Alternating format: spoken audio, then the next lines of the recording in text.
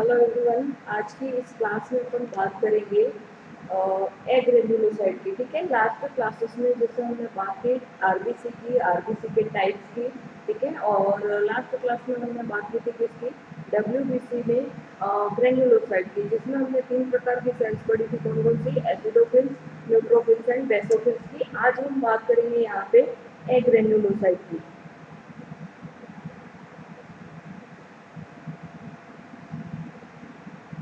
ठीक है, और कणिकामय कोशिकाएं, नाम से ही हमें पता चल रहा है एग्रेन्युलोसाइट।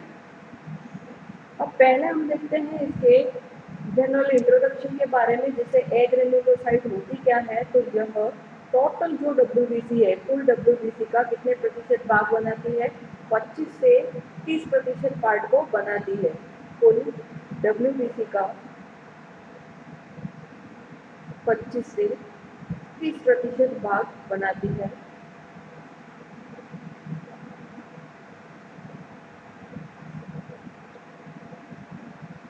इनके कोशिका द्रव्य में क्या पाया जाता है?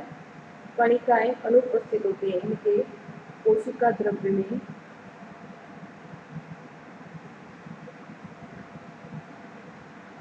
कणिकाएं अनुपस्थित।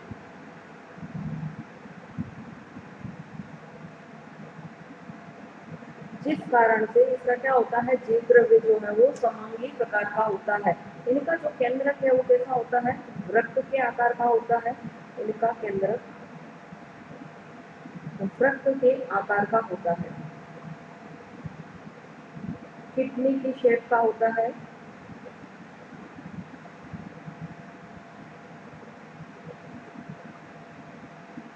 और केंद्रक एक होने के कारण इसको क्या कहते हैं? Mononuclear leucocyte. जैसे आरबीसी की बात करें तो आरबीसी का केंद्रक किस प्रकार का था? सॉरी, जो हमने इओसिनोफिल्स, बेसोफिल्स एंड न्यूट्रोफिल्स पढ़े, ठीक है, और ग्रेन्युलोसाइट पढ़े, तो उनका केंद्रक जो था वो कैसा था? 2 से 5 पालियों से निर्मित था। लेकिन यहाँ पे क्या है, इनका केंद्रक, इनमें एक केंद्रक उपस्थित होता है। एक केंद्रक की उपस्थिति के कारण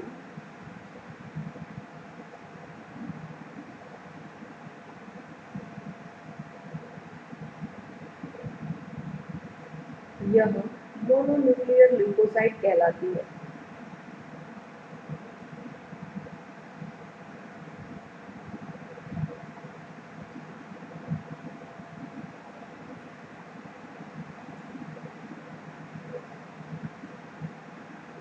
क्या कहलाती है? Mononuclear leucocyte. और क्यों कहलाती है? क्योंकि इनके अंदर क्या होता है, एक ही न्यूक्लियस जो है वो प्रेजेंट होता है। अब हम नेक्स्ट बात करें तो इनका जो विभेदन है, इन कोशिकाओं का परिपक्वन और डिफ्रेंसिएशन जो होता है वो क्या होता है? थाइमस में, प्लीहा में और लसिका गांठों में होता है। इन कोशिकाओं का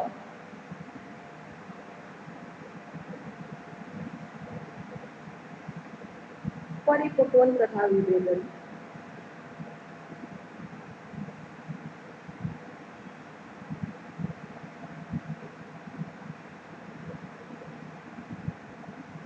थाइमस,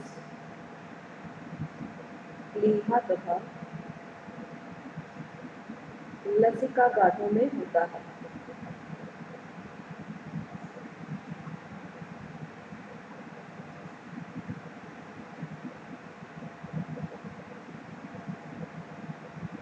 केंद्रक की स्थिति और आकार के आधार पर ये कोशिकाएं जो है वो कितने प्रकार की होती है? 2 प्रकार की होती है। केंद्रक की स्थिति एवं आकार के आधार पर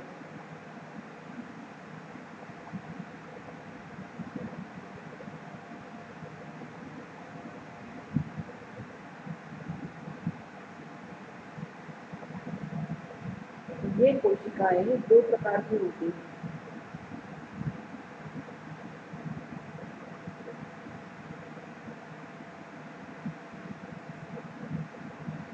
पहली जो कोशिका है वो कौन सी है? लिम्फोसाइट। और दूसरी है वो है मोनोसाइट। ठीक है, पहली कोशिका कौन सी है? लिम्फोसाइट।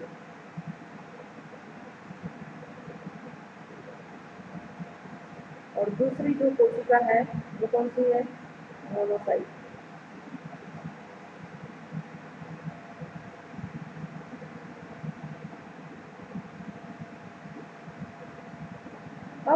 पहला हम यहाँ पे बात करेंगे किसकी, लिम्फोसाइट की।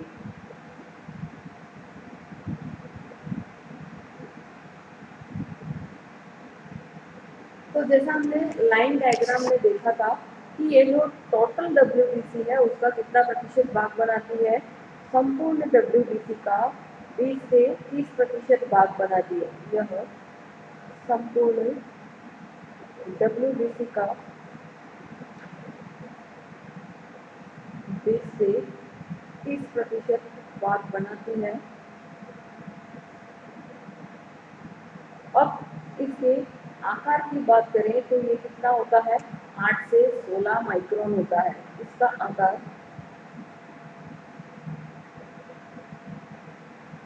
8 से 16 माइक्रोन होता है।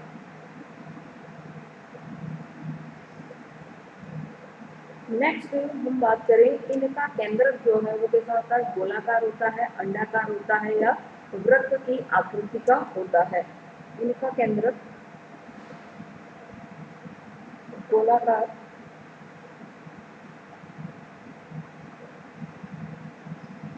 अंडाकार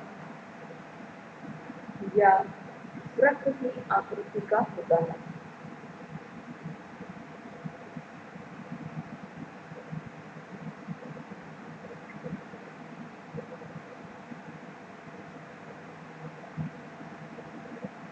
नेक्स्ट हम बात करें तो इनके केंद्र की तुलना में कोशिका द्रव्य की मात्रा जो है वो क्या होती है, बहुत कम होती है, ठीक है। और इनका कोशिका द्रव्य जो है वो कैसा होता है, बेसोफिलिक प्रकार का होता है। इनका कोशिका द्रव्य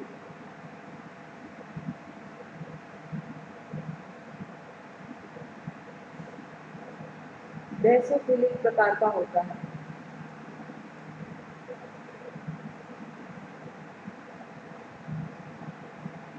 कल हमने बात की थी बेसोफिल की, और बेसोफिल कैसी कोशिकाएं होती है जिनका अभिरंजन क्षारीय अभिरंजक के द्वारा क्या होता है, किया जाता है, ठीक है। तो इनका केंद्र कोशिका द्रव्य कैसा होता है, बेसोफिलिक प्रकार का।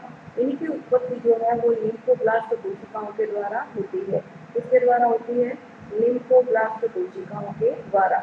इनकी उत्पत्ति लिम्फोब्लास्ट कोशिकाओं द्वारा होती है।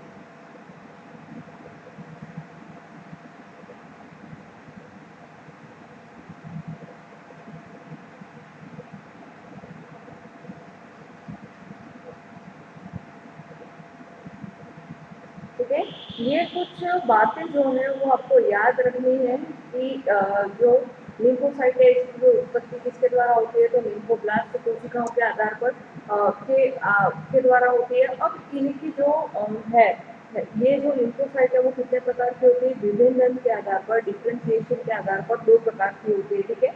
इसको हम देखें विभेदन के आधार पर।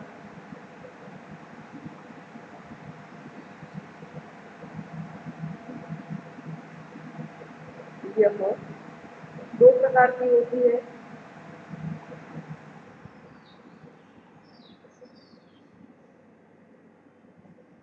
पहली जो है वो कौन सी है, बी लिम्फोसाइट,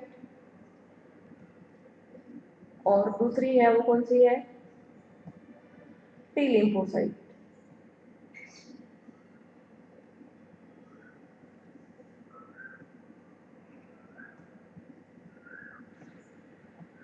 ठीक है, पहली बी लिम्फोसाइट जिसकी उत्पत्ति किसके द्वारा होती है, अस्थि मज्जा के द्वारा, ठीक है। ये कोशिकाएं प्रतिरक्षी का संश्लेषण करती है। एंटीबॉडी जो है उनका सिंथेसाइज जो होता है वो कहाँ होता है, बी लिम्फोसाइट के द्वारा। ये कोशिकाएं प्रतिरक्षी का संश्लेषण करती हैं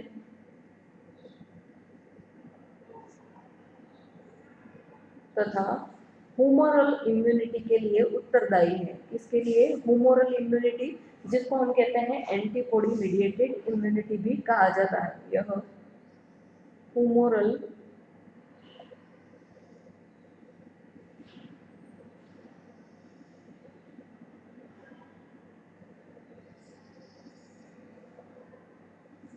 इम्यूनिटी के लिए भी उत्तरदायी है।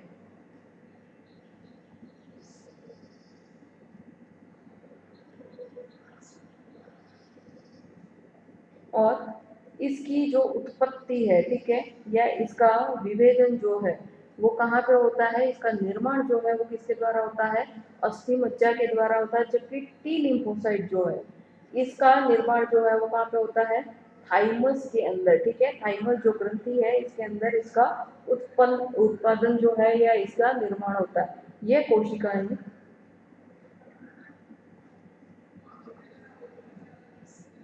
मध्यस्थ प्रतिरक्षा के लिए उत्तरदायी है।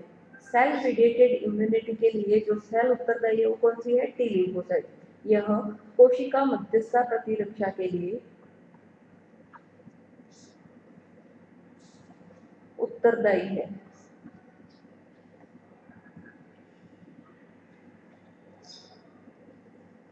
और इनके कार्य देखें तो क्या है, पहला कार्य है प्रतिरक्षियों का उत्पादन।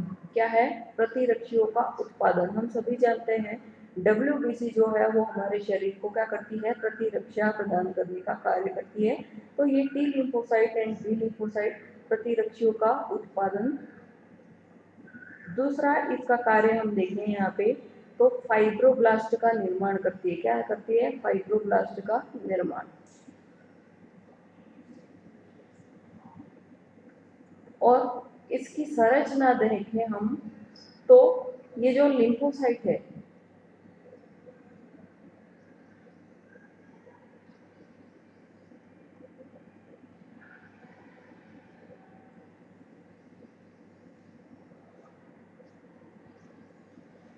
ठीक है, इस प्रकार से क्या है इसका स्ट्रक्चर है लिम्फोसाइट का। देन अब हम बात करते हैं यहाँ पे दूसरी सेल जो कि कौन सी है, मोनोसाइट। पहली बात की लिम्फोसाइट की जो कि कौन कैसी है, दो प्रकार की होती है, T lymphocyte and B lymphocyte. अब हम बात करते हैं मोनोसाइट की। मोनोसाइट का स्ट्रक्चर देखें तो इस प्रकार से इसका जो है वो संरचना होती है। ठीक है, ये स्ट्रक्चर किसका है, मोनोसाइट का। और ये संपूर्ण WBC का क्या करती है, 4 से 8% भाग बनाती है। यह संपूर्ण WBC का 4 से 8% भाग बनाती है।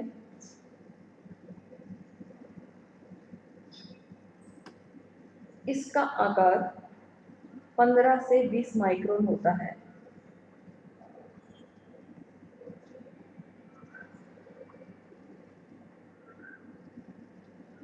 कितना होता है, 15 से 20 माइक्रोन।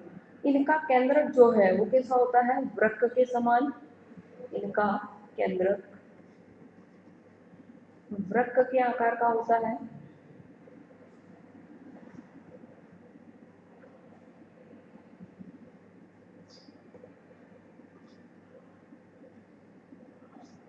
और इसी के साथ साथ ये अंडाकार भी हो सकता है। और इनके कोशिका द्रव्य में कणिकाएं जो है वो क्या होती है, अनुपस्थित होती है, नहीं पाई जाती है। इनकी उत्पत्ति जो है वो किसके द्वारा होती है, मोनोब्लास्ट कोशिकाओं से होती है।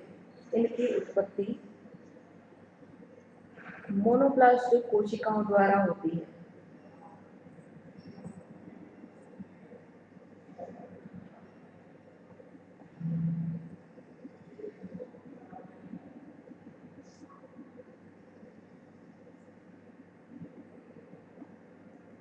और ये कोशिकाएं जो है वो न्यूट्रोफिल्स की तरह क्या करती है, शरीर में पहुंचने वाले पैथोजन या प्रतिजीवियों को क्या करती है, फैगोसाइटिक विधि द्वारा नष्ट कर देती है।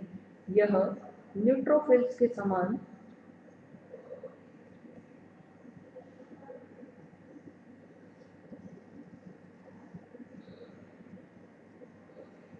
शरीर में प्रवेश करने वाले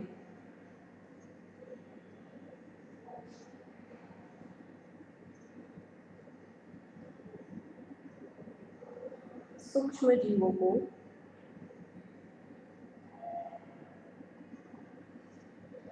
फैगोसाइटिक प्रक्रिया द्वारा नष्ट करती है। बृहद भक्षकाणी क्रिया द्वारा क्या करती है, नष्ट कर देती है।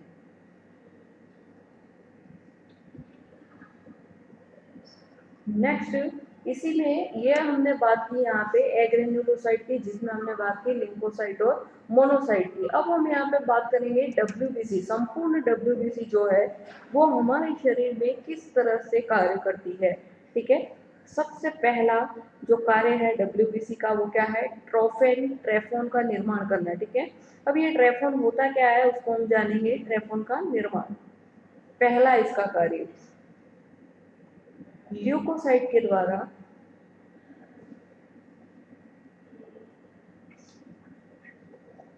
विभिन्न पदार्थों का संश्लेषण किया जाता है, द्वारा विभिन्न पदार्थों का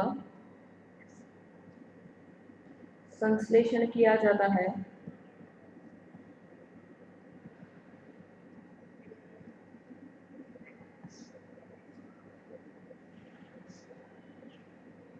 जो पोषण,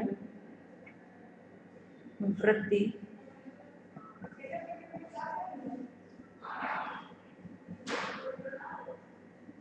एवं ऊतकों की मरम्मत का कार्य करता है।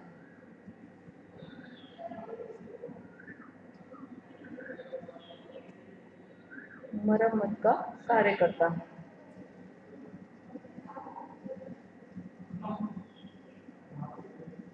और यही पदार्थ क्या कहलाते हैं, ट्रेफोन। ये पदार्थ ट्रेफोन कहलाते हैं।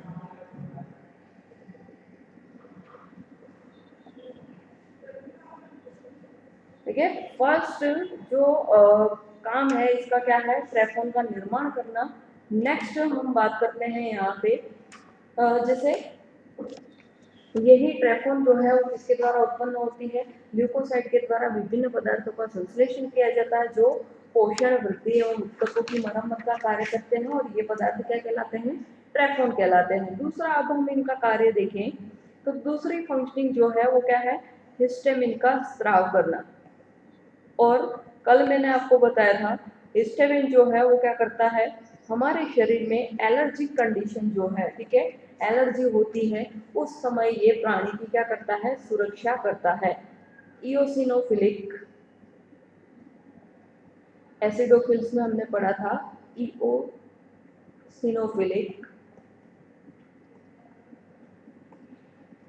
कोशिकाएं हिस्टामिन का स्राव करती है।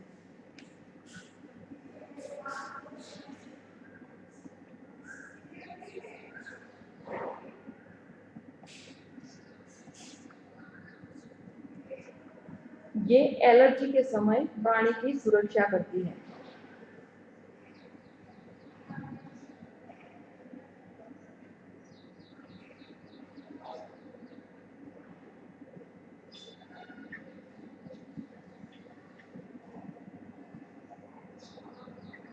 नेक्स्ट इसकी जो कार्य है वो कौन सा है, हिपेरिन का स्राव, ठीक है। और हिपेरिन भी हमने बात की थी, ये क्या है, प्रतिस्पंदक है जो कि ब्लड के अंदर, मतलब ब्लड कैपिलरी जो है उसके अंदर क्लॉटिंग जो है वो नहीं होने देता है,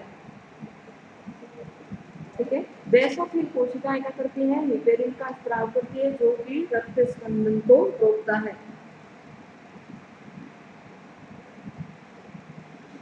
बेसोफिल कोशिकाएं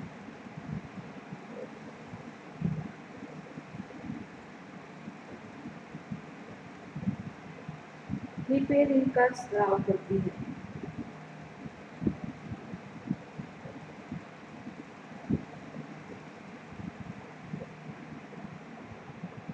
जो रक्त स्पंदन को रोकता है।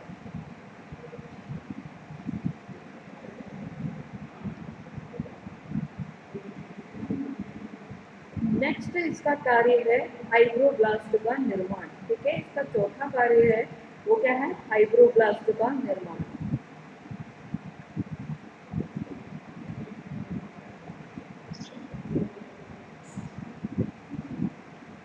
तो लिम्फोसाइट जो है, ठीक है, वो क्या करती है, शोथ वाले क्षेत्र में लिम्फोसाइट कोशिकाएं किसका निर्माण करती है, ये फाइब्रोब्लास्ट कोशिकाओं में रूपांतरित हो जाती है। शोथ वाले, जहाँ पे इन्फ्लेमेशन होता है वहाँ पे ये कोशिकाएं किसमें परिवर्तित हो जाती हैं, फाइब्रोब्लास्ट कोशिकाओं में। शोथ वाले क्षेत्र में लिम्फोसाइट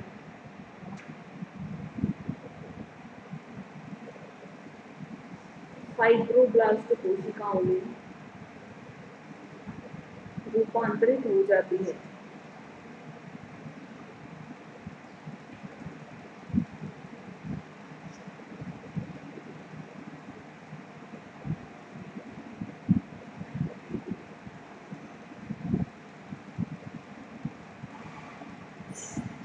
नेक्स्ट हम यहाँ पे इसकी फिफ्थ फंक्शनिंग की बात करें तो यह है प्रतिरक्षा का निर्माण।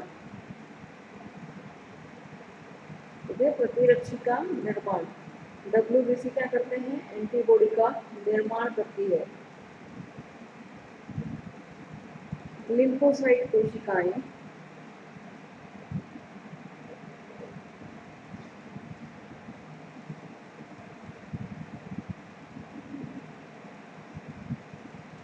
बी एवं बीटा एवं गामा ग्लोबुलिन का संश्लेषण करती है।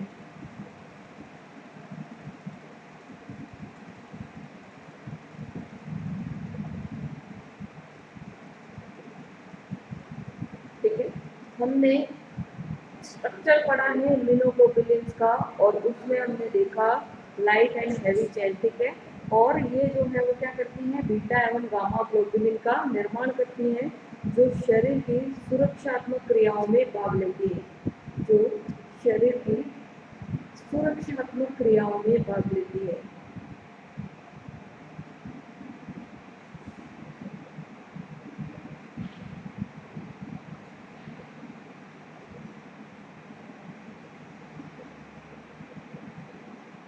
नेक्स्ट यहाँ पे हम देखें तो इसका लास्ट फंक्शनिंग जो है वो कौन सा है, फैगोसाइटोसिस, वृहत बक्षकाणिक क्रिया। और ये वृहत बक्षकाणिक क्रिया जो है वो किसके द्वारा होती है, मुख्यतः न्यूट्रोफिल्स एवं मोनोसाइट्स के द्वारा संपादित होती है। मुख्यतः न्यूट्रोफिल एवं मोनोसाइट द्वारा संपादित होती है।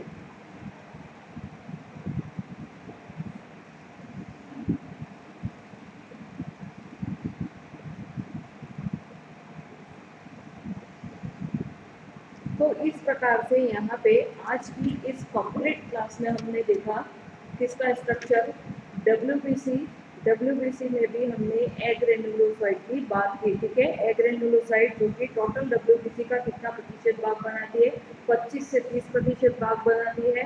इनके अंदर कणिकाएं जो है वो क्या होती हैं, अनुपस्थित होती हैं। इनका केंद्र वृत्त के आकार का होता है। इनमें एक केंद्र की उपस्थिति के कारण इसको क्या कहते हैं, मोनोन्यूक्लियर ल्यूकोसाइट कहा जाता है। देन हम बात करें परिपक्वन और विभेदन का होता है, थाइमस, प्लीहा एवं लसिका गांठों में होता है। केंद्र की स्थिति एवं आकार के आधार पर ये कितने प्रकार की होती है, 2 प्रकार की, लिम्फोसाइट एंड मोनोसाइट। अब लिम्फोसाइट जो कि संपूर्ण डब्ल्यूबीसी का 25 से 30% भाग बनाती है, उसके बाद इसका आकार कितना होता है, 8 से 16 माइक्रोन होता है। केंद्र इनका गोलाकार हो सकता है, अंडाकार या वृत्त की आकृति का हो सकता है। इनका कोशिका द्रव्य जो है वो कैसा होता है, बेसोफिलिक प्रकार का होता है। और इनकी उत्पत्ति जो है वो किसके द्वारा होती है, लिम्फोब्लास्ट कोशिकाओं द्वारा। विभेदन के आधार पर भी ये 2 प्रकार की होती है, कौन कौन सी, B lymphocyte and T lymphocyte. B lymphocyte ये कोशिकाएं क्या करती है, प्रतिरक्षी का संश्लेषण करती है और ह्यूमरल इम्यूनिटी के लिए भी क्या है, उत्तरदायी है। टी लिम्फोसाइट ये कोशिकाएं कोशिका मध्यस्थ प्रतिरक्षा के लिए उत्तरदायी है, सेल मीडिएटेड इम्यूनिटी के लिए। ठीक है, इसको हम डिटेल में जानेंगे जब हम इम्यूनोलॉजी की बात करेंगे। प्रतिरक्षियों का ये उत्पादन करती है और फाइब्रोब्लास्ट का निर्माण करती है। मोनोसाइट संपूर्ण डब्ल्यूबीसी का क्या करती है, 4 से 8% भाग बनाती है। आकार होता है 15 से 20 माइक्रोन। केंद्र कैसा होता है, वृत्त के आकार का, और उनकी उत्पत्ति को होती है किसके द्वारा, मोनोब्लास्ट कोशिकाओं के द्वारा होती है। न्यूट्रोफिल के समान शरीर में प्रवेश करने वाले सूक्ष्म जीवों को ये क्या करता है, फैगोसाइटिक क्रिया द्वारा नष्ट करता है। डब्ल्यूबीसी के कार्य, पहला है ट्रैफोन का निर्माण। तो ल्यूकोसाइट जो है वो क्या करती है, विभिन्न प्रकार के पदार्थों का संश्लेषण करती है जो कि पोषण, वृद्धि एवं ऊतकों की मरम्मत का कार्य करते हैं, और इन्हीं पदार्थों को क्या कहते हैं, ट्रैफोन करते हैं। दूसरा है हिस्टामिन का स्राव। हिस्टामिन जो है वो क्या होता है, एंटी एलर्जिक होता है। ठीक है, एलर्जी से हमारे शरीर को क्या करता है, सुरक्षा प्रदान करता है। हिपेरिन का स्राव ये क्या करता है, प्रतिस्पंदक है, ब्लड क्लॉटिंग को रोकता है कैपिलरीज के अंदर। नेक्स्ट है फाइब्रोब्लास्ट का निर्माण, तो स्टोन वाले क्षेत्र में ये क्या करता है, फाइब्रोब्लास्ट कोशिकाओं में रूपांतरित हो जाता है। लास्ट है प्रतिरक्षी का निर्माण, और हम सभी जानते हैं डब्ल्यूबीसी जो है वो क्या करती है, प्रतिरक्षियों का निर्माण करती है। और फैगोसाइटोसिस बृहद पक्षपाणी क्रिया, और ये बृहद पक्षपाणी क्रिया कौन प्रदर्शित करता है, न्यूट्रोफिल एंड मोनोसाइट। तो इस प्रकार से आज हमने बात की, यहाँ पे हमारा कंप्लीट डब्ल्यूबीसी का कार्य और स्ट्रक्चर जो होता है कंप्लीट होता है।